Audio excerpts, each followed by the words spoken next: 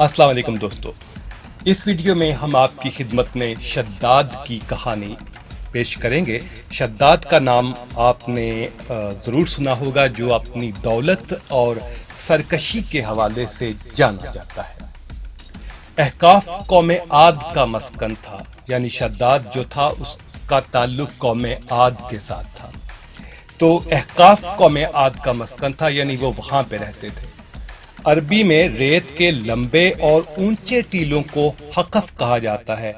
احقاف حقف کی جمع ہے اور اس کا مطلب ہوتا ہے ریت کے اونچے اور لمبے ٹیلوں کی زمین۔ یہ علاقہ یمن اور عمان کے درمیان بکھرا ہوا ہے۔ قوم عاد یہاں 8,500 سال قبل آباد تھی۔ یہ اندازہ ہے مختلف ماہرین کا اس حوالے سے۔ اللہ تعالیٰ نے انہیں سرسبز کھیتیاں دے رکھی تھیں، جانور بھی تھے ان کے پاس، پانی بھی تھا اور وافر خوراک تھی، یعنی نعمتوں کی فراوانی تھی۔ اور بدقسمتی ان کی یہ تھی کہ نعمتوں کی اسی فراوانی نے انہیں بھٹکا دیا ہوا تھا اور وہ اللہ کے باغی بن چکے تھے۔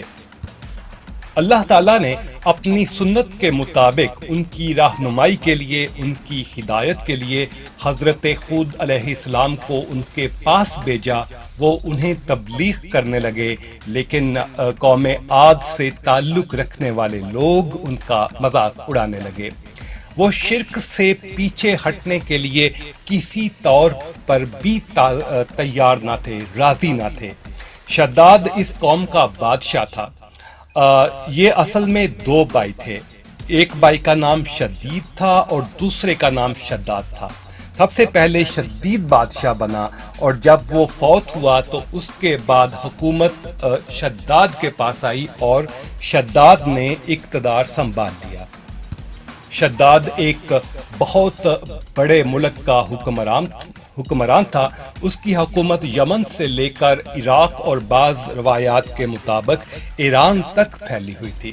حضرت ہود علیہ السلام نے اسے بھی سمجھانے کی کوشش کی، لیکن اس کا دل بند تھا۔ حضرت ہود اور شداد کے درمیان ایک مکالمہ ہوا۔ شداد نے حضرت ہود علیہ السلام سے پوچھا، میں اگر ایمان لے آؤں تو مجھے اس سے فائدہ کیا ہوگا؟ حضرت ہود علیہ السلام نے فرمایا، اگر تم ایمان لے آؤ تو پھر تم پر جنت حلال ہو جائے گی۔ شداد نے پوچھا کہ جنت کیا ہے؟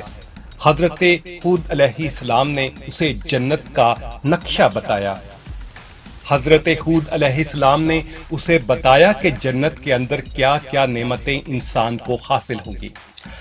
شداد نے جب یہ سنا تو دعویٰ کر دیا کہ یہ کیا بڑی بات ہے، ایسی ایک جنت تو میں بھی بنا سکتا ہوں۔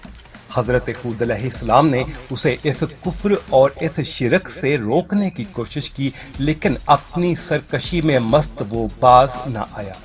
اس نے اپنی سلطنت کے تمام بڑے معمار اور ڈیزائنرز اکٹھے کیے اور یہ سب لوگ احقاف میں ارم کے مقام پر 20 کوس لمبی اور چوڑی جنت بنوانی شروع کر دی۔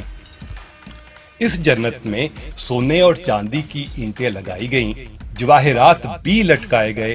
اس نے شہد، دودھ اور پانی کی نہریں بھی رواں دواں کر دیں اور نہروں کے کنارے ہیرے لگا دیے۔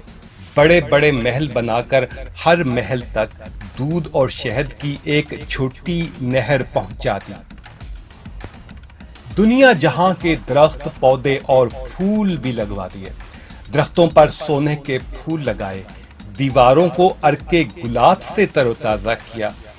قوم عاد بلند ستونوں پر محلات بنانے کی ماہر تھی۔ شداد کی ارم یعنی جنت میں اس وقت، اس دور میں یہ فن اپنے عروج کے اوپر تھا۔ ریت کے ٹیلوں کے درمیان بلند و بالا ستون تھے اور ان ستونوں پر سونے اور چاندی کی عمارتیں کھڑی تھیں، جس پر سورج کی روشنی پڑتے ہی آنکھیں چندیا سی جاتی تھیں۔ شداد نے فیصلہ کیا تھا کہ وہ جنت کی تکمیل کے بعد اس میں قدم رکھے گا۔ معماروں نے یعنی مستریوں نے، آرکیٹیکٹس نے جب اسے اطلاع دی کہ جنت کی تکمیل ہو چکی ہے تو وہ تیار ہوا، اس نے اپنی فوج کو اپنے ساتھ لیا اور اپنے پورے شاہانہ جلال سے وہ جنت کی انسپیکشن کے لیے نکل کھڑا ہوا۔ وہ جنت کے دروازے پر پہنچا، اس کے دل میں بہت ساری خواہشات تھیں، بہت سارا سسپینس تھا کہ اس کی بنائی ہوئی جنت کیسی ہوگی، لیکن یہاں پر وہ ہوا جو اس نے شاید کبھی سوچا نہیں تھا۔ تو جب وہ جنت کے دروازے پر پہنچا، گھوڑے سے نیچے اترنے لگا، ابھی اس کا ایک پاؤں زمین اور دوسرا پاؤں گھوڑے کی رکاب پر تھا کہ ملک الموت یعنی حضرت عزرائیل علیہ السلام تشریف لے آئے۔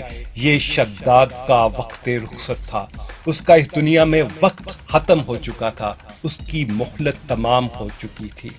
شداد نے اس مرحلے میں، اس لمحے میں صرف ایک قدم رکھنے کے لیے جنت میں مہلت مانگی۔ اس نے کہا کہ میں صرف ایک نظر اپنی بنائی ہوئی جنت کو دیکھنا چاہتا ہوں، لیکن فرشتے کا جواب تھا کہ اللہ تعالیٰ کا حکم ہے کہ میں تمہیں تمہاری جنت میں قدم رکھنے نہ دوں۔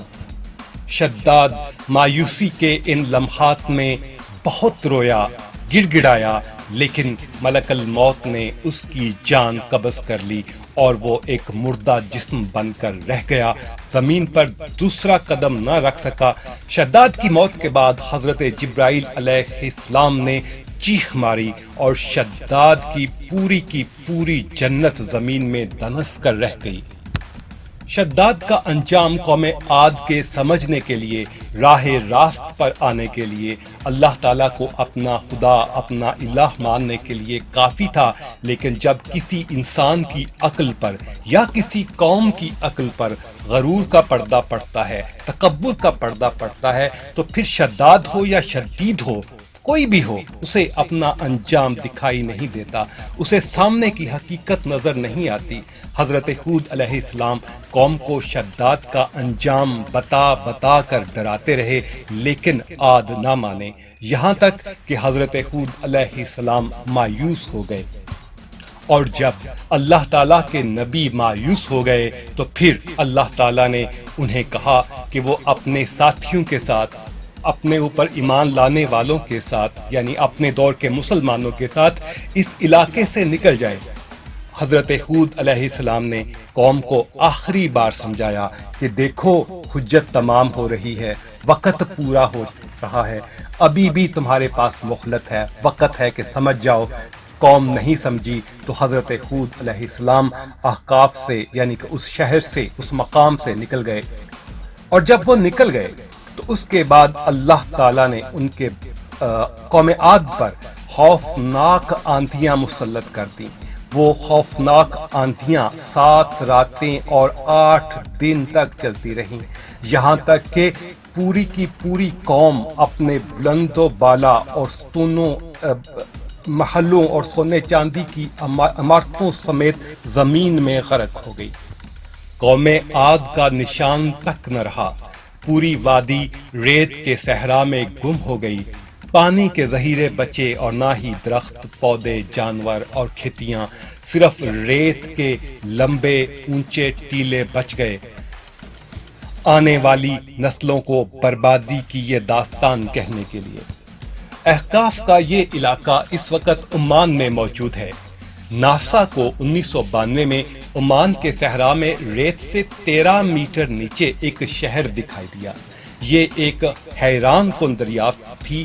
اس پر کام شروع ہوا اور شہر کا سرا مل گیا، لیکن اس شہر کو کھودا نہ جا سکا، وجہ گندک تھی۔ وہ شہر پورے کا پورا گندک کے جوہر میں غرق ہو چکا تھا۔ آرکیالوجسٹ نے پائپ لگا کر پانی نکالنے کی کوشش کی، لیکن یہ بھی آسان کام نہیں تھا۔ چنانچہ یہ لوگ 26 سال گزرنے کے باوجود بھی ریت میں گم شہر کی صرف ایک آدھ چٹان ہی کھود سکے، اور یہ چٹان شداد کی جنت کا سرا تھی۔ قرآن کریم میں مختلف سورہ میں اس قوم کا ذکر کیا گیا ہے۔ شداد کی جنت آج کل اوبار کہلاتی ہے۔ اوبار ریت کے سمندر میں ایک چھوٹا سا شہر ہے۔ شہر سے باہر نکلیں تو دائیں بائیں ریت کے ٹیلے ہیں، اور یہ ٹیلے ایک طرف سے سعودی عرب اور دوسری طرف سے یمن کے بارڈر تک چلے جاتے ہیں۔